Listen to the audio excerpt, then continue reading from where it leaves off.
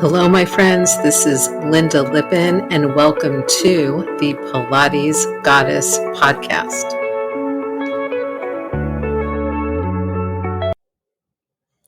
Well, hello, my friends. This is Lynda Lippin, your host for the Pilates Goddess podcast, and I'm welcoming you back one more time. I may sound a little nasally or a little hoarse today. I am actually sick with COVID. Fully vaccinated, fully everything, taking Paxlovid, but it's still out there. You can still get it. And here we are. Today, I'm continuing our look, the deep dive into the Pilates mat exercises, which of course show up everywhere else in the studio and sometimes in life. And we're talking now about rolling like a ball. Rolling like a ball is an exercise that I actually love. And even though the full version of it doesn't always feel great to my spine and my neck at this moment, I can still enjoy modified versions of it. And I do enjoy modified versions of it because it's a really fun exercise. It also, however, is a really fun and instructional exercise to teach.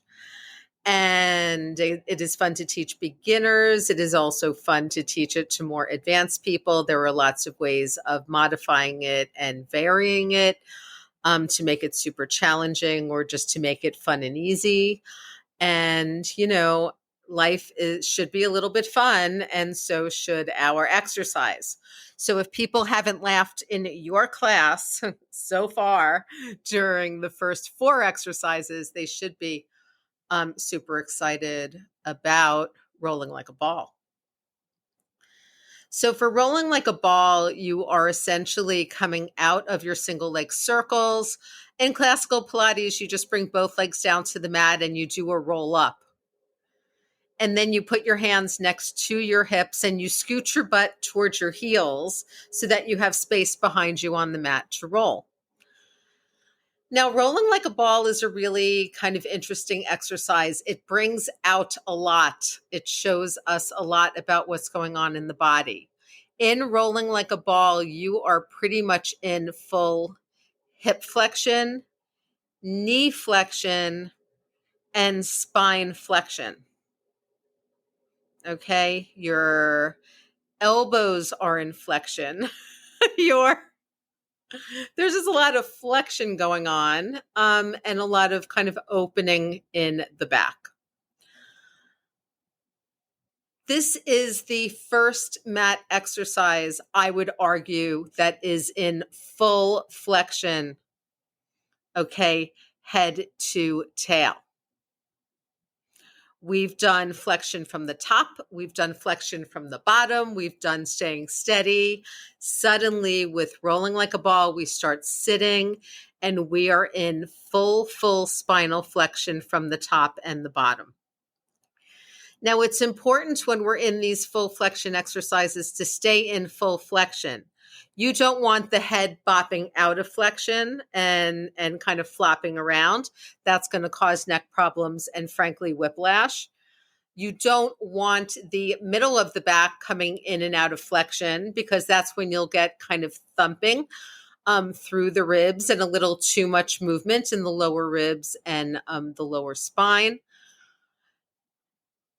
You don't want your lower back and your pelvis coming out of that flexion because once again, if you do so, you're going to have way too much weight in your tailbone and less stability through the lower back and the lower ribs. The way I usually introduce rolling like a ball to my mat classes is as follows. I have them sit up. They've done, these really hard exercises. I don't usually teach a mixed level class, the rollover. We've had this discussion. So for them, I may have done like a bunch of bridging and then they got a little bit of, hamstring and hip flexor work during the leg circles. The rolling like a ball is kind of getting them ready for the ab series, and then it's getting them ready for the straight leg stretching situations and rolling situations that are going to happen after that ab series, right? So I'll start them sitting, feet on the mat, and I'll just ask my class to put their hands behind their thighs by the knee and rock back until they are balanced on their sacrum. And then think about really pulling in their abdominals and rounding their spines, head to tail. And then I'll have them roll in this position where they have the movement of their hips a little bit, as well as the space to press their thighs into their hands in order to help the movement. So we're inhaling back, exhaling up. At first, everyone flops their feet down. Sometimes people aren't in control. People start to laugh. It's fun. And I have them kind of get through, a few repetitions until everyone seems pretty settled and situated on what's happening in their spines. And then I'll say, all right, so for anybody for whom this was really easy, or if you simply want to try the full harder version, you bring your knees closer to you. You wrap your hands outside of your legs, take a hold of the fronts of your ankles. Your heels are together, your toes and knees are a little bit apart, so you can tuck your head between your knees. And then it's the same work of inhaling back to basically the tips of your shoulder blades and exhaling up and balancing. Now, needless to say, that position is a fuck of a lot harder than having hands behind the thighs. You're in a much closer flexion.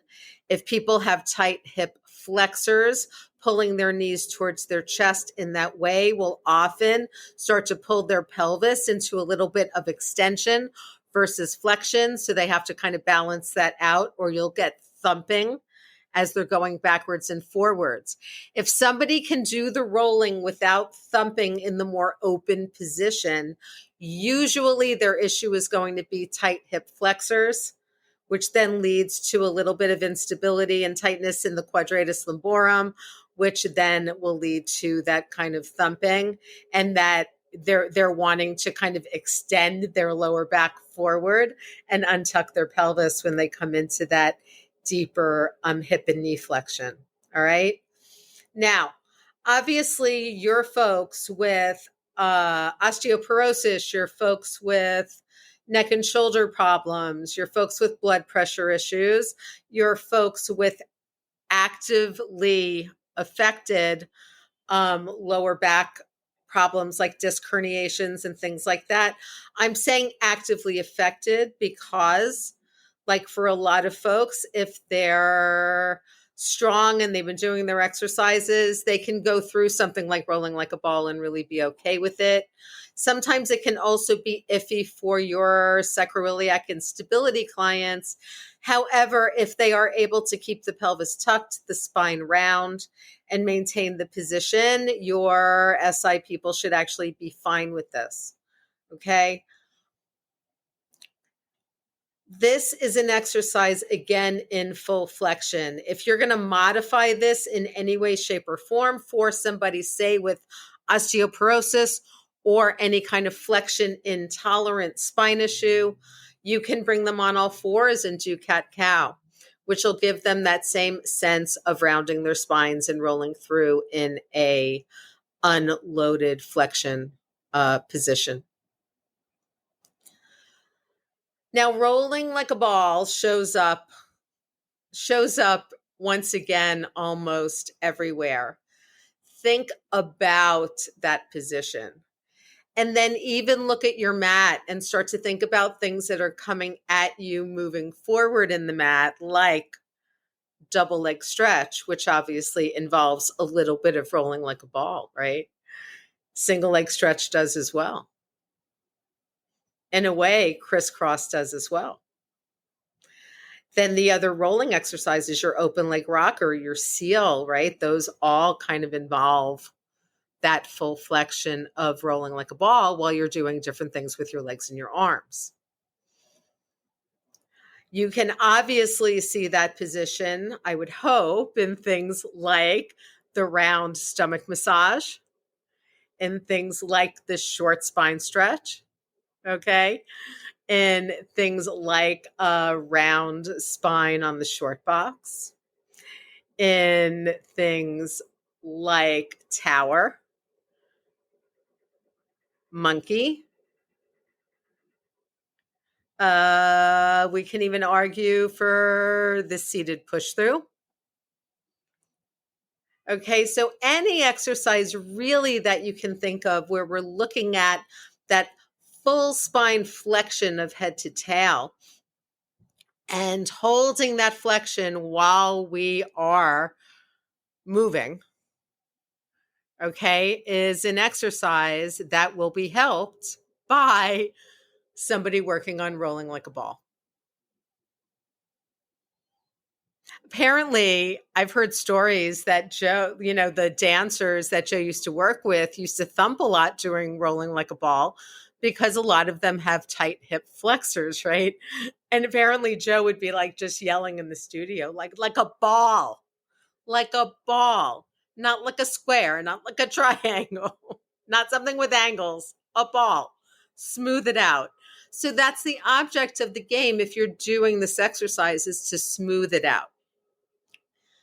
Very early on, the Institute for the Pilates Method, now known as the Physical Mind Institute, shout out to Joan Breitbart, did a series of computer created like AI graphics for the mat training. And in their graphic for rolling like a ball, which I thought was absolutely brilliant, they actually put the moving AI model into digital model into a circle, so that you could see that as she was moving backwards and forward, she was staying within the confines of that circle. Okay. And that's what we're thinking about with rolling like a ball. If you look at the knees off knee stretch, relevantly similar. If you look at, say, how we come back from something like the up stretch, done in the classical way where you're not hip hinging, but you're rounding through that upper back to come back up. Again, we're seeing elements of that rolling like a ball. Elephant, done classically with the spine round. Elements, obviously, rolling like a ball. You're curling that head toward the tail. So again, you're going to see this. You're going to see this position of the full spine flexion. And know that when people are in full spine flexion, they want to stay in full flexion. They don't want to be rocking in and out of the flexion. So if you start giving somebody rolling like a ball, even with hands behind their thighs, and you start to see a change in the back curve, or they're really wanting to lift something or move their pelvises, then don't necessarily move them forward into the more advanced version, right? Unless they can get that smaller version and get it smooth and get it controlled. I really don't know anyone who doesn't like rolling like a ball. Everyone in my classes loves rolling like a ball. New people, experienced people, whoever they are, because they have fun. Now, sometimes people who you would least expect it have issues with rolling like a ball, and I'm going to explain to you why. If somebody has a lot of arthritis in their hips and their knees, shoulders, elbows, wrists, rolling like a ball can be an issue because you're in all of that flexion. It does require quite a bit of mobility unless you're doing it in the more modified form. Folks with hip replacements should actually be doing it in the more modified form because you're going into a lot of flexion. If you work with clients who are larger, then they might also just literally have an issue wrapping their hands around and getting to their ankles. Once again, you can give them options. Okay, one option is you go back to the holding behind the thigh. But another option is they can take a towel or a relatively strong TheraBand and wrap it around the fronts of their ankles and then hold on to either end in their hands, which will allow them to kind of move through the range without having to worry about that wingspan issue, right? Or that width, and will again help your client feel successful in that exercise. Folks who tend to get migraines, who have high blood pressure, who have glaucoma, generally don't need to be in positions where their hearts are, where their heads are below their hearts.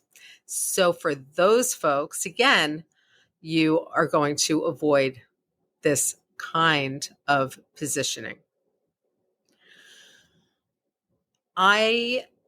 Even with all of the folks who can't do it or might have issues with it, for the majority of people, rolling like a ball is a fun exercise. For the majority of people, rolling like a ball is a useful exercise. And for the majority of people, rolling like a ball is a good strengthening exercise. Working on the breath, working on opening the back, and again, working on having that spine in full supported flexion. Pelvis is in a posterior tilt here for the entire exercise. Okay, this is not an exercise done with a neutral pelvis or, my most hated phrase, as you know, a neutral spine. Obviously, the spine needs to be in flexion for rolling like a ball to actually happen. So I hope this kind of helps you understand this exercise. And I want to talk to you a little bit about how I'm moving forward with this kind of Pilates mat breakdown. The next 5 exercises are the exercises of the abdominal series. Now, of those 5 exercises, Joe only gives us the original 2 in Return to Life. We get the single leg stretch, we get the double leg stretch. But later on, Romana added the single straight leg stretch, the double leg lower lift, and the crisscross. Essentially, that whole ab series of 5 are variations on one exercise. So I am going to treat that whole situation as one exercise. Okay. So know that as we move forward into the mat, that there are going to be some exercises that I deal with as a group. We're not looking at 17 weeks of mat breakdown because it's unnecessary. But we will be looking at every single exercise. And when you see, I think, the way that I've grouped them together in terms of discussion, you'll be able to see the similarities in the movement. And that's really what I want you to kind of get out of this is what are the salient key points of each of these exercises? Who are they good for? Who are they not so great for? What do you want to look out for in these exercises? And how do these exercises help the body? And how do they help a human prepare for other exercises in Pilates within the studio or other things that they may have to do in their lives? So you may say, like, when are we going to like roll like a ball in our day-to-day lives? Well, I agree to you, possibly never. However, we can get ourselves in positions where we need to be in full spinal flexion and be able to move our backs safely. And frankly, sometimes it's just nice to have some fun in your exercise and have some fun in your mat. And at this point, at the beginning of the Pilates mat, we've done just a lot of hard work, right? You've done your mat mount, you've done your 100, which is hard, your roll up, which is generally hard, your roll over, which is, not an easy thing. You've done your leg circles, which is difficult, whether you're controlling it and doing a lot of pelvic stability work, or whether you're allowing the pelvis to move in a defined range of motion in your more advanced leg circles. And now you're moving the body into full flexion and preparing it for the more difficult work that's coming. Basically, rolling like a ball is going to help the body prepare for the open leg rocker. It's going to help the body prepare for the ab series. It's going to help the body prepare for things like teaser.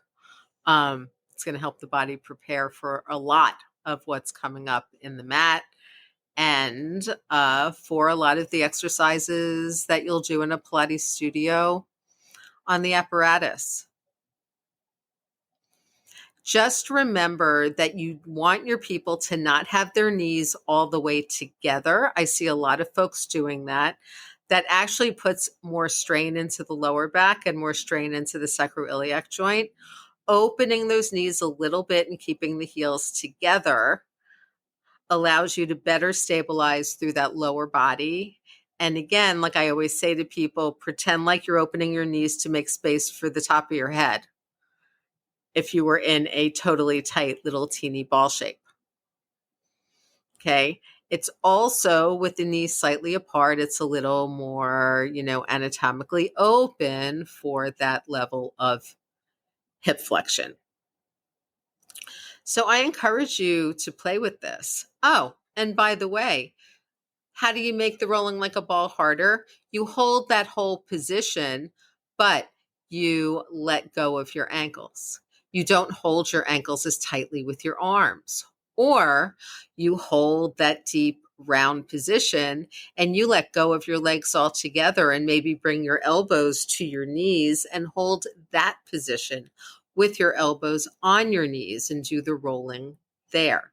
There are plenty of ways to make that a more difficult exercise should you want to, or an easier exercise should you want to. So I encourage you to play with it. Again, this is for your flexion-tolerant, healthy spine people. And I look forward to hearing your results from playing with it. So once again, you can email me, Lynda@LyndaLippin.com. You can get in touch with me via direct message on any social media, and plenty of you have. So thank you for that. You can also leave a voicemail or send a message at PilatesGoddess.com. And if you love the podcast, as always, it would really help me out if you would leave a rating and, if you can, a written review. You can rate the podcast easily on Spotify, on Apple Podcasts, on Podpage. All the links are in the show notes. And you can leave a written review on Podchaser or on Apple Podcasts. And all of these things not only help me, but they help other people find the podcast. And as you know, if you're finding it useful, other people will too. So thanks once again so much for listening, so much for supporting the Pilates Goddess. And I will talk to you soon. Bye. Thank you so much for listening to the Pilates Goddess podcast. Music brought to you by Nerd Salad. Please leave a review on Apple Podcasts, especially if you liked it. And please like, share, and subscribe wherever you listen to your podcasts. Thanks.